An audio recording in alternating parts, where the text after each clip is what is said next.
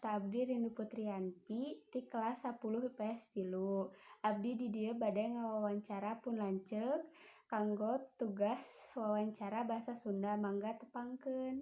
Assalamualaikum, Wasta Abi Rika Solihat. Ari padamelan teteh teh naon? Padamelan abi teh salahku padamelan KFC. Mohon. Ari dampak COVID-19 kana padamelan teteh teh naon wae? Seueur pisan Neng. Tapi anu karaos pisan nama seperti gaji dipotong, penjualan produk menurun, terus seueur karyawan anu di PHK Neng. Teras cara ngungkulan dampak COVID eta teh kumaha teh?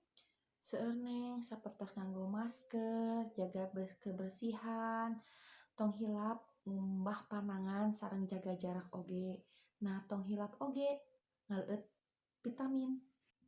Ari sikap teteh kana pembelajaran jarak jauh kumaha?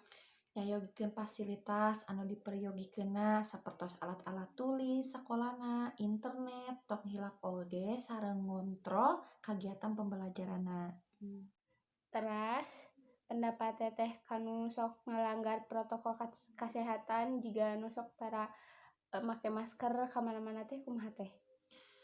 Sabenerna urang teh salaku warga kudah nurut kana aturan pamarentah supados COVID ngirangan panularanana. Nah, kanggo anu tara ngangge masker nya kudu rada di emutan deui meh nganggo masker, jaga jarak, meh teu katularan ku panyakit COVID teh ya. Ayeuna hareupan teteh kapayuna sabada COVID-19 teh leungit we kitu kumaha teh?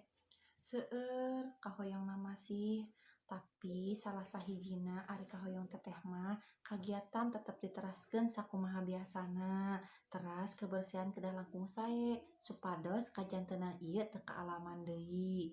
Tuh. Hatur nuhun kana waktosna, mugia sing sehat-sehat nya sareng normal deui. Amin Neng, sami-sami. Amin. Mudah-mudahan lancar segala rupina. Amin. Assalamualaikum. Assalamualaikum warahmatullahi wabarakatuh.